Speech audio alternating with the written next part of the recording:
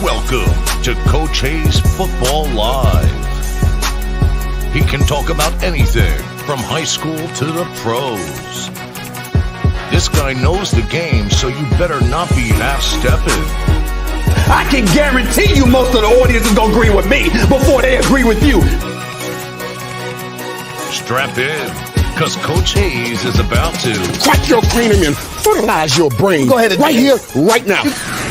Subscribe now and check out CoachHayesFootball.com. What's up, everybody in the building, man? On our second episode of Nightlife, talking about UCF. So let me know everything looks good, sounds good in the chat. We're going to get this thing rocking and rolling. I appreciate you just came off of Hayes Street, man. We was down there at Cayocho making it happen, man. So I got LMV in the building, says, yo, 863 Kane in the building as well. LMV with a thumbs up. Shaw, I appreciate you. Lurking already. Baby Shaq, where you been? Where you been, Baby Shaq? Appreciate you coming through. Anyway, like I said, this is a new segment here on Coach Hayes Football. It's called Nightlife, where we talk about UCF. I thought it was a great opportunity for this channel to grow with a program that is growing within itself, right?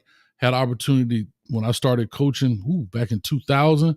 I've seen what this program was, what it has been, what it is becoming, and let's see what it's going to be in the future, man. And we're right here in the backyard. So why not take advantage of it? It's a great opportunity, and definitely know quite a few people here on the staff, as well as a lot of the players here, just from being out of Central Florida or just in Florida in general. So today we're going to talk about the defensive coordinator, Ted Roff.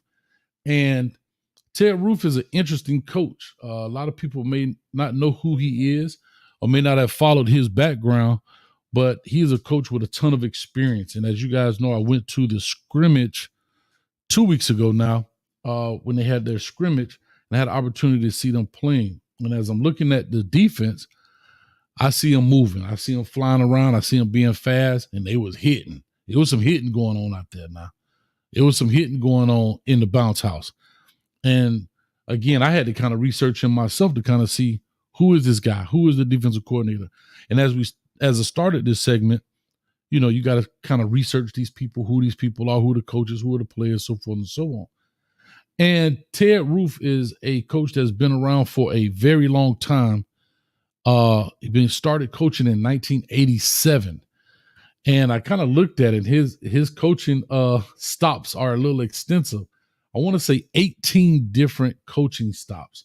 Started as a GA in Alabama in 1987, all the way currently up to the current defensive coordinator at UCF. Just a quick history lesson on him. Went from Alabama to West Georgia. Then he went to Duke, UMass, Western Carolina, Georgia Tech, and he's from the Atlanta area. So went to Georgia Tech, went to Duke again, became the interim coach, then became the head coach. Then he went to Minnesota. Then he was at Auburn, where he won a natty, right, with Gene Chizik. So he won a natty as a defensive coordinator. Went to UCF, then went to Penn State, back to Georgia Tech, North Carolina State, Appalachian State, Vanderbilt, Clemson, Oklahoma, and now back at UCF. So, like I said, this gentleman has a ton of stops in just short of 40 years of experience, and primarily has been a defensive coordinator. Started off being a DC when he was in 1995 at UMass. So it goes to show you, like I say, he has a ton of experience, has been a coordinator for a long time.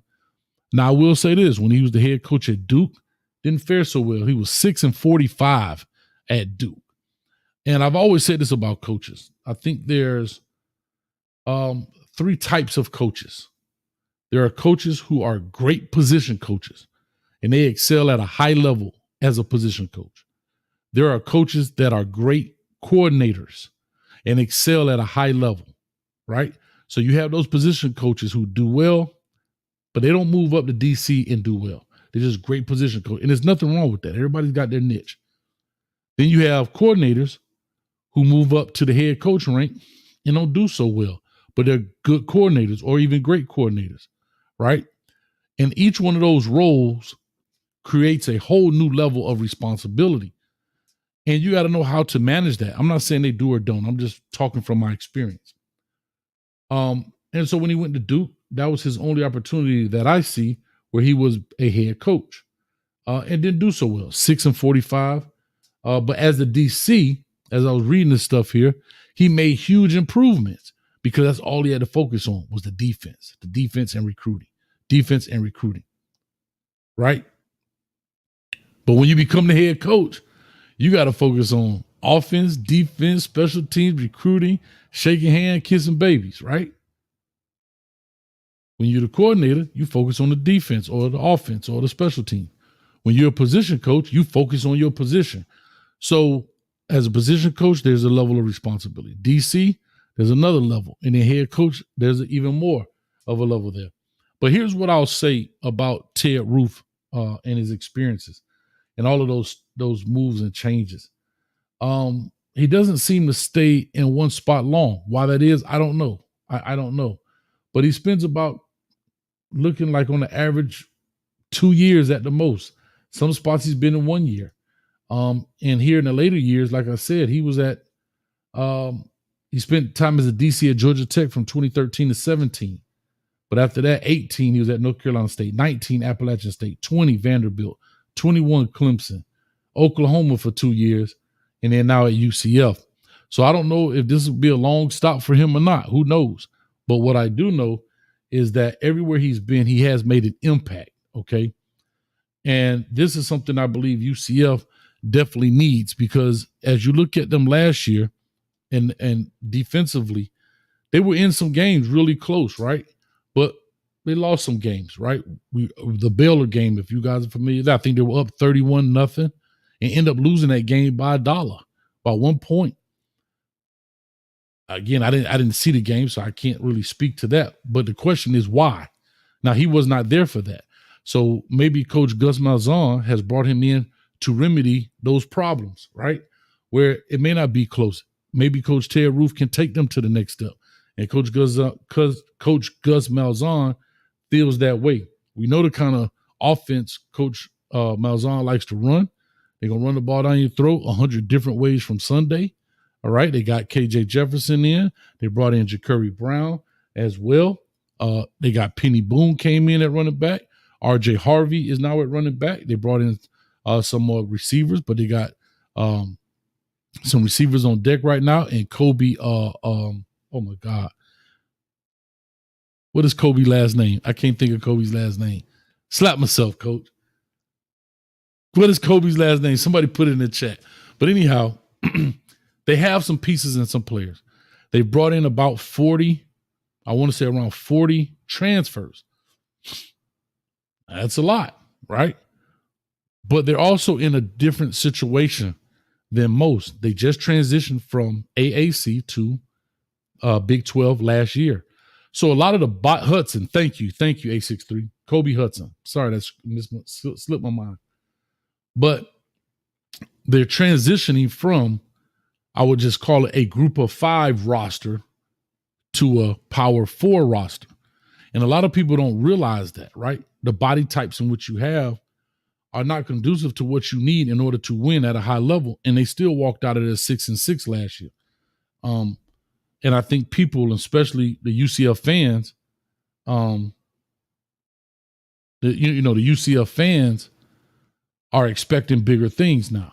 So, of course, they got the big game against Colorado there in the bounce house. I believe it's on the 28th of September. And y'all stay tuned for that. Coach might have something special going on that previous Friday night. So if you're in the Orlando Central Florida area, or you just in Florida, or you coming to the game, make sure you check it out. We might have something big going on here in Central Florida.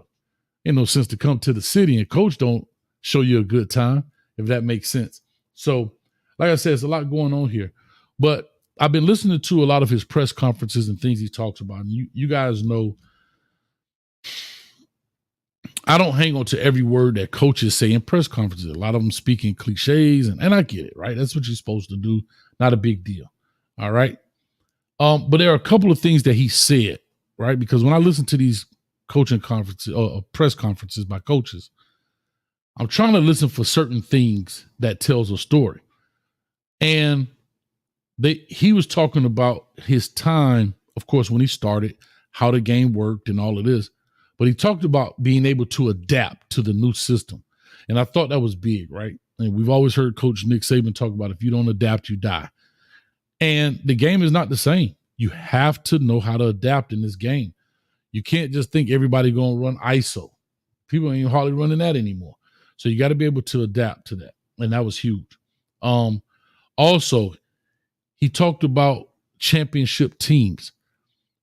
And the teams that he had the most success were player-driven team, not coach-driven teams. And I think that's big.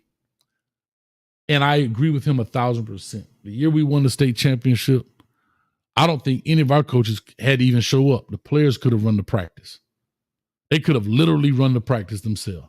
They were holding each other accountable for being late. They were holding each other accountable for missing tackles. They were holding each other accountable for running the wrong route. They will hold the quarterback accountable for not throwing an easy, completable football. Coaches didn't have to do anything but call plays and set up drills. So I agree with him 10,000% that if you go look at a lot of the championship programs and top-ranked programs, they are player-driven teams. And I agree with him 1,000% on that. He also talked about, coming here, installing plays and being there in the spring and so forth. And what was interesting, he said they picking up the scheme easy, but we got to execute. And picking up the scheme, believe this or not, is a huge component when you're trying to install plays. Because if I can't get past step one, then how can I get to step two of execution if I'm still trying to figure out what the scheme is? Where should I be? What's my alignment? What's my assignment? I can't play ball. So him saying that the players pick the scheme up relatively quickly is a big plus for him just coming into the spring. Now, the execution is where coaching comes in, right? That's your job as a coach, to have them execute, meaning making sure they're in the right spot, making sure they're taking the right angles on defense, make sure they understand the checks, make sure they understand formation changes, make sure they understand shifts. That's your job as a coach. But for them to pick it up and say, okay, I know up here what I'm supposed to do. Now, your job as a coach is to teach me how to do it. That's huge. That is very big right there. All right. And then he also talked about, the importance of getting the players to see the game. And this is how you get them to execute. And I agree with this 10,000%. If players can see a game or definitely see the play before it happens, they move 100 miles per hour. I don't care if they run a 5 flat in the 40. So when you have people like Ed Reed, when you have people like, Ed Reed, oh my God, Palomalu and those guys, they may not have been 40 fast, right? But they saw the game, so they played faster, right? They played faster because their mind moved faster than their feet. And if you can get probably 90% of the guys on the field to see it that way, you're winning. And I thought this was big, and I love coaching stuff. I love to hear the mindset of stuff. But if I can get a player to understand in this formation, they do, these are the top 3 things they do. And I can get percentages broken down. Okay, here are their top 3, because nothing's 100%. But if I can say when they're in this formation, the number one thing they do is this, right? Might be 60% of the time in this formation, they do this. 20% they do this, and 10% they do that, and the other 10% is just random, one-offs. Your players will play extremely fast because now they're anticipating what's happening. And as soon as they see that trigger, they trigger, and that makes them faster. And that's where coaches earn their stripes, by understanding the importance of getting their players to see the game and to see the play before the ball is snapped. That's 100% right there. All right. He also got into calling plays. And I thought this was an interesting take. You very rarely hear this. Because if you guys don't know that they have now adopted the headphone things like the NFL has, where coaches can call the plays into the headset of one of the designated players on the football field. And he was talking about not giving too much information in the headset, right? And we all know there's a time limit in there where it cuts on, cuts off, cuts on, cuts off. It's not just on all the time where you could talk to the guy in the middle of the play. Hey, Johnny, watch out. Look out. They're going to throw the ball. It doesn't work that way. But what he was saying was, Coach Roff was saying was not to give too much information to the player, because there are several things that needs to happen. One, he has to get the information. Two, he has to what? Get that information out to the other players. Three, he has to what? Now dissect what the offense is giving him, right? But then Coach Roff also said, I may say one or two little things that may be, hey, if they do this, check to that. So you give them a little bit of hints, and that's what it's all about right there. But sometimes coaches can overtalk. I'm guilty of it too. Where you give too much information. Now the player's trying to process everything that you said, get the play to all the other 10 players on the field, then get the offense set up. Okay, this is what they're in. By that time, it's too much information and the player becomes paralyzed. And I think that's a big thing. Like I said, I think that's a big thing. So I'll be super interested to find out what Coach Ted Roff is going to do here at UCF coming here in the future. And they got a relatively it's a Big 12 schedule, right?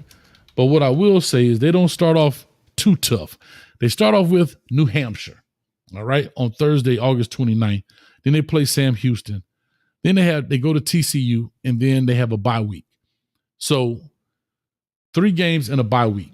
For them, and everybody gets 2 bye weeks. So for them, how I'm looking at it is you got three opportunities to play, then a bye week.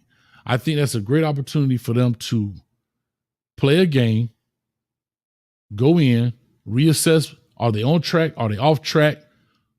What are they on? And then they come into the UCF Colorado game, which of course is going to be a huge game, right? Definitely should be a huge game. And I can see both of them going into that game 3-0, maybe somebody 3-1. I don't know, but we'll see. And then after UCF, they go into Florida. They go into the Swamp and play Florida. And we all know that Florida has one of the toughest schedules in college football. And I think that'd be a good test for them to see where they truly stand, right? You coming in, you playing an SEC school, and people still don't want to believe this or not. I know, my Cane fans out there, we're going to smash Florida. But they still got some talent. Let's not get that misunderstood. And I think that'd be a very good test for them outside of conference play and being SEC. And then, of course, they go into Cincinnati, Iowa State, BYU, Arizona, Arizona State, West Virginia, and finish the season out with Utah in the bounce house.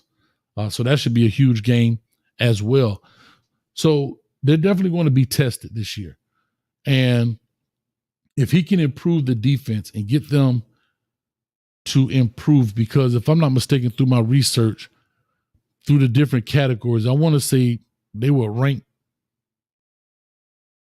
63rd, 62nd in defense, 62nd. If he can drop them down into the high 20s, low 30s, I think that'd be a huge improvement. Now, does that mean you're going to win a lot of games? Maybe, maybe not. I don't know. But if you can drop them down 30 spots, then I think it'll be a huge improvement in the building. Like I say, I got to take care of some things. I'm not going to be on here very long, but I do want to take a few phone calls. If you guys don't mind, if you want to call in, you're more than welcome. I'll set this up now and start the queue. So if you want to call in, you're more than welcome. 862-799-9956. While I wait on that, I'm going to put this up here, my shameless plug. And if y'all follow me like y'all always follow me, then y'all probably tired of hearing it. I'm tired of saying it. So that means, guess what? Y'all need to hurry up and sign up. So shout out to me for doing this. We are doing a fantasy football league here in the building. So make sure you go ahead and check it out, man. We almost there. Go ahead and join the fantasy league, man. 25 get you 225, 50 get you 450, 100 get you 900. I'm so tired of saying this. I'm saying it in my sleep. If you want to join Cash App $ Coach Hayes Football, make sure you see this logo. Make sure you see that nice looking guy logo right there. If not, you donated your money to somebody else. And make sure that you put your email address in the memo section. If you do not, I cannot send you the link, and then you donated it to me. Also, check out Fan Track Sports. That's who it'd be coming from. All right, they have an app on Android as well as Apple. So it's not a guy I'm not back here with a spreadsheet or Excel sheet. It's a legitimate deal. And check out your spam folder as well. And then once you send the money in, I will send you the link within the hour, unless you do it at like 2 or 3 in the morning and you got to wait the coach get up. All right. And if you have any questions, just email me at coachhayesfootball@gmail.com. You're more than welcome to join all 3. You can join 1, you can join 2. Only thing I ask is that you separate the entries just so we don't confuse any of the monies, right? If that makes sense. So I appreciate it. So for all of my football gurus out there, if all of my football people that think they know football, trust me, fantasy football make you look at football way different. Way different. All right? So that's where we are. Again, 862-799-9956. You're more than welcome to call in. Let me take some of these questions in here in the chat. And like I said, this is our second show here dealing with UCF. I know it's going to be a little slow crawl because these fans out here, they don't want to talk about nobody but their team. But Coach love football. Like I said, we could talk about anything. And we want to expand the platform as well. Speaking, see, short. I'm a Cane dude. But I support you, Coach, and I appreciate y'all. Thank y'all for that. Lakers all day dope. Yo, UCF will be a problem this year. I believe that. I don't know if they'll necessarily be a full-on problem, but I definitely can see them growing into a problem. And they may knock some people off. They might knock some people off. Like I said, last year, they played some teams tough. I mean, the Baylor debacle, if you look at it, you're like, oh, they only lost by a point. Well, they were up 31 or something like that, 32 points. Matter of fact, look at the box score right here. They were up. I apologize. 25. Yeah, in the fourth, at the end of the third, they had scored their 35 points. And Baylor came back and put up 26 points in the fourth quarter, right? With no answer. So at the end of the third, the score was 35-10. 35-10. And Baylor in the fourth quarter put up 26 points to win that game. All right. To win that game. So, yeah, that was a little mishap there. But like I said, they have played some games tough. They played Oklahoma tough last year. They lost that game 31-29. Like I say, they put up some points in the second, third, and fourth quarter and just, barely lost that game.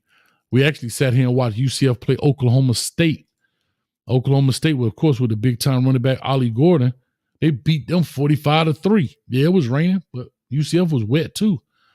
Got beat up by West Virginia. They played Texas Tech, lost to them by 1 point, right? They jumped out on them, put 14 points up in the first quarter.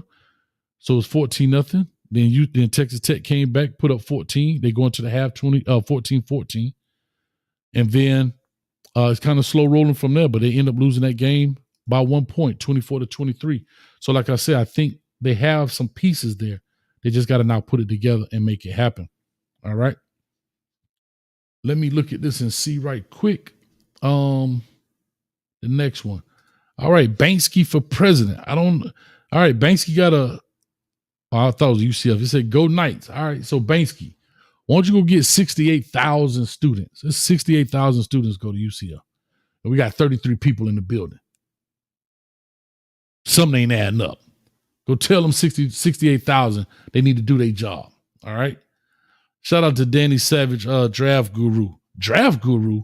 So you better be in the fantasy league. You a draft guru. With my Penn State scholarship. Come on and get it, Danny. I got you. What's the odds of you making the playoffs? Come on, man. You should slap yourself for asking that. Huh? You should slap yourself. Shout out to Tim that says Ted Roff and Jim Knowles worked on the same staff. They run similar defense. UCF is trying to have their literal poor man's Jim Knowles. Golly. I don't know if you're a UCF fan, but I'll take that. I hear you. All right. That's tough work. Omega Red, a member in the building. Appreciate salute, coach and LMV. And DC Carson, even in the military, we keep it simple and give the bottom line up front as few words as possible. Yeah. Sometimes you can overstate things, and then people get they misunderstand. The more you say, the more they have to comprehend, the more they have to process. So, like they say, KISS, keep it simple, stupid. Say what you have to say it to the point, and be done with it. So I agree. And I know you were referencing the point I was talking about, Coach Ted Roff, the defensive coordinator, talking about speaking into the headset of the players. All right, Fat Boy in the building. Hey, Coach Hayes, I'm on the Knoll juice, smoking a cane pack, frying some gator tail. I'm on the Knoll juice, smoking a cane pack, frying some gator tail. That's a little creative right there. I feel you. I ain't mad at you. DC, I appreciate you. You said, great job, Coach. Thank you. And Fat Boy, UCF is going to beat Colorado. Watch. Yeah, that's going to be a big game. And I'll say this. When I was at the scrimmage, you could hear the people talking about it. You could hear the people talking about the Colorado game, right? Because that is their first big home game, really, of the season. Yeah, New Hampshire comes in. Sam Houston comes in. They go to TCU. And then you can't call it the home opener, but in essence, I'll say the conference home opener, how about that, is Colorado. And we all know what Coach Prime is doing there, polarizing. Everybody want to see everybody. And that I think that's going to be their – well, no, they got Nebraska. So they have Nebraska first so far as Power 5 going in. But they start off with North Dakota State.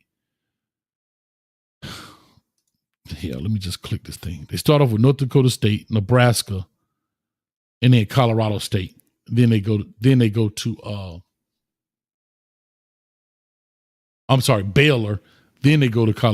to UCF. All right. So yeah, they got some ahead of them. So we'll definitely see. Like I say, I'll wait here for a few more minutes. I just want to talk about Ted Roff here for a quick second. Like I said, 862-799-9956. If you'd like to call in, show your love, show your support, appreciate you. It's all good.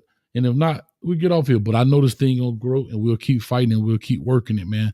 So every Thursday at 9 p.m., we'll talk some nightlife, if that makes sense. And I'm working on the intros and that kind of stuff. We'll make it happen. But and people are like, well, Coach, how you gonna do Miami and Colorado?